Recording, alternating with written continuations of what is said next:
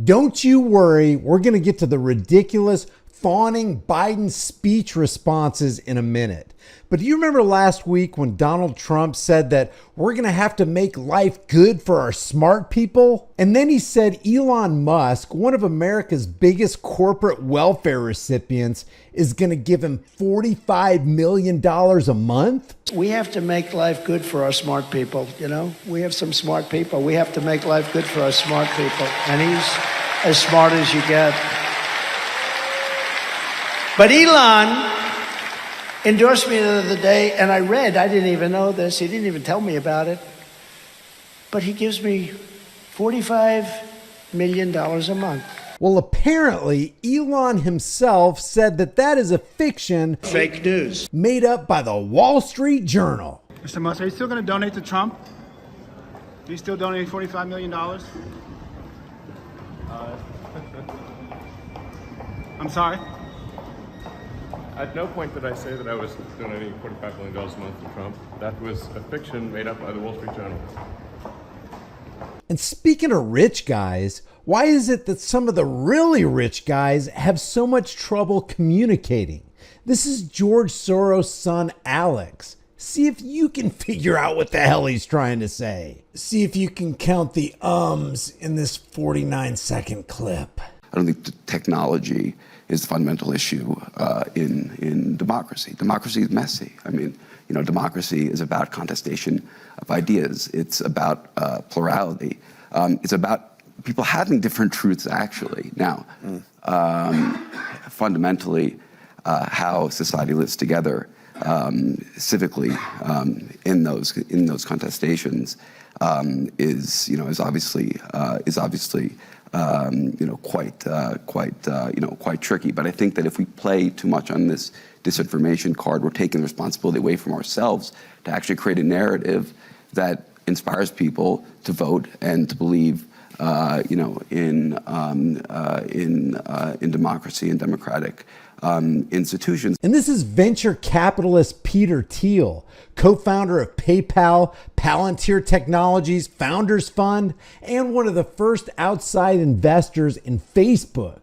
See if you can figure out what he's trying to say. So what do you think about the use of artificial intelligence, or lavender, by the IDF in identifying Hamas targets? And secondly, do you agree with Elon Musk about that the population decline is a risk for humanity? Look, I'm not, without going into all the I'm not on top of all the details of what's going on in Israel, because my bias is to defer to Israel. It's not for us to second guess everything, and I believe that broadly the IDF gets to decide what it wants to do, and that they're broadly in the right, and that's sort of the perspective I come back to. And if I fall into the trap of arguing you on every detailed point, I would actually be conceding the broader issue that the Middle East should be micromanaged from Cambridge, and I think that's just simply absurd. And so I'm not going to concede that point. And what was the other? It's just strange to me that some of the richest people can be some of the poorest communicators. Like, how does that even happen? I mean, what's up, Pete? You own helicopters, airplanes, mansions, and islands. You can't foot the bill for a private tutor to help you communicate more effectively? Oh, and remember when Kamala Harris totally lied about going to the border and Lester Holt called her out on it on live TV? This is her face in the middle of that lie. There's one other topic I wanted to talk to you about, but let me just quickly put a button. Okay. Do you have any plans to visit the border? I'm here in Guatemala today. At some point, we are going to the border. We've been to the border. So this whole thing about the border, we've been to the border. We've been to the border. You haven't been to the border. And I haven't been to Europe. And I don't understand the point that you're making. I'm not discounting the importance of the border. Well, I mentioned it because I know Republicans have certainly come at you on this, but Democratic Congressman Cuellar as a border district, has said to you and the president, come. You need to see this. Listen, I care about what's happening at the border. I'm in Guatemala because my focus is dealing with the root causes of migration. There may be some who think that that is not important, but it is my firm belief that if we care about what's happening at the border, we better care about the root causes and address them. And so that's what I'm doing. Don't worry. I'm sure when she becomes Madam President, and she could do that with her eyes closed and flat on her back, the politics of what can be will be unburdened by her lies that have been. And it is with this understanding, this vision, to see what can be unburdened by what has been. I can imagine what can be and be unburdened by what has been. You know? What can be unburdened by what has been. What can be unburdened by what has been. What can be unburdened by what has been. What can be unburdened by what has been. What we can see, what we believe can be unburdened by what has been. What can be unburdened by what has been. What can be unburdened by what has been. What can be unburdened by what has been. Who we can be unburdened by who we have been. What can be unburdened by what has been. Now let's talk about the responses to the speech of her partner in crime, Joe Biden. Biden. For some reason, Biden's speech last night was wonderful, historic, and moving. Listen to MSDNC's Joy Reid express her adoring response. What did you think of the speech? I thought the speech was wonderful. One of the ones that moved me was one that goes to what Lauren said earlier, where he said nowhere else on earth could a kid from Pennsylvania with a stutter rise to sit behind the resolute desk as president of the United States. I thought that was so Biden. It was a that's so Biden moment. My God, Biden was just so good. We can't gush enough for him over here on this network. And Joy's not done. The prostitutes at this corporate news desk soaked up Biden's words like a tree tick soaks up blood. I thought his gratitude and the expressions of gratitude for the office, talking about I revere this office, but I love my country more. This is somebody, you think about the student council kid that you went to high school with, the people who really loved student council, and this was their mission and their passion. He's that guy.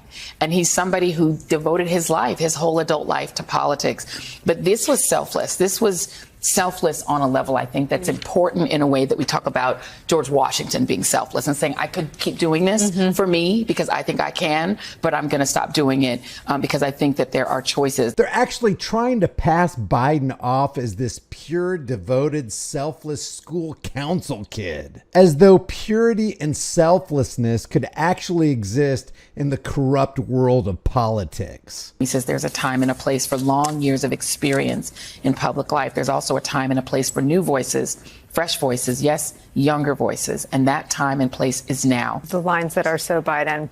I give my heart and soul to our nation. Like so many others, I've been blessed 1,000,000 times in return by the love and support of the American people. I hope you have some idea of how grateful I am to all of you. It literally looks like MSLSD poured through Biden's 11-minute speech as reverently as any monk would pour through holy scriptures. Now they hand the puke-soaked ball of disgusting accolades over to Jen Circleback Psaki, who also recites a couple of sacred verses from the Joe Biden scroll. He is grateful and grateful for the role he has played, grateful for the people. And one of the lines that struck me was, it's about we the people. We can never forget that. I draw strength and I find joy in working for the American people. And I circled that in part because, as Rachel was saying, it was about a view of the presidency. And I think in this dark moment, or years we've all lived through, you sometimes forget that people get into public service largely from all sides of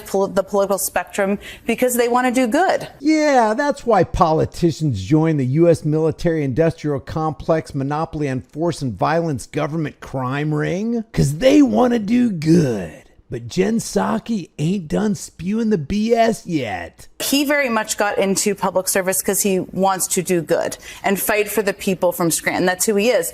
And I actually think that phrase, if they had a good enough speechwriter, could have been written and delivered by most presidents in history, right? That's the belief. That's why people get into that, why they run for office, because they represent the American people. Objectively speaking, and if you had a little bit of sanity in you, you'd know that no American president could ever represent all Americans. It's just a flat out lie. For example, war doesn't represent all Americans. Giving billions to other countries in foreign aid doesn't represent all Americans. The mass destruction of individual rights doesn't benefit all Americans. And we know dollar devaluation and selling ourselves to foreign nations doesn't represent all Americans. And while some on the left were tripping all over themselves expressing how masterful and holy this speech was, others had different opinions. The address was lackluster. It was basically, hey, I endorse Kamala,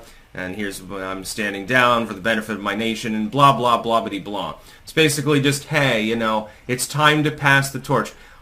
You're an egotistical f***ing narcissist. You don't pass the torch and transfer power to another person lightly. What's the underlying cause of why, therefore, you made that decision? Are we going to find out that some of the legislation wasn't even properly signed because Biden wasn't the one that even signed it? Yeah, it's possible. Of course, you just give him a crayon and put the piece of paper in front of him and say, write your name, Joe. Yeah, that would probably work, so, it's fine. Biden, his address it's like, okay, you came before the nation. At the very least, you're addressing, hey, I'm dropping out and stuff. So you got proof of life. That's nice. But otherwise, it was just an incoherent mass. It didn't make any sense half the time. And Cenk Uygur from the Young Turks, who for years has been trying to sell us on the idea that Joe Biden is about as establishment as you can get, and I totally agree. He literally said that you should go outside and give Joe Biden a standing ovation. So Joe Biden just gave an address to the nation, and I said that if he drops out, I said this obviously before he did, that we should all give him an ovation. If you can, a standing ovation. We can't get up because we're strapped in here, but go outside, go wherever you are, and now it's late at night, but record yourself, record your neighbors, give the brother a standing ovation. He did the right thing. So no, listen, hear me out. So nobody wanted him to leave the race more than I did. And we fought like hell for 10 months to make that happen, and it happened. But there's a giant difference whether you do the right thing or you don't do the right thing at the end. So should he have done it earlier? Sure, of course, no one believed that more than I did.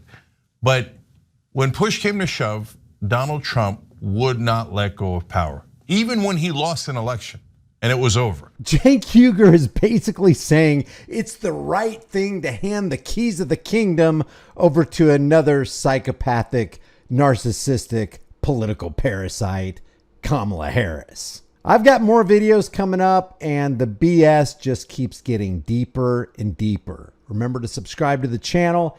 Hit the bell notification icon, give it a thumbs up, share it with everybody you know. Don't forget to subscribe to my email list through my website, highimpactflix.com. If you haven't done so already, grab a shirt, become a channel member. But more importantly, know that nobody's got a higher claim over your life and property than you, including a president of the United States.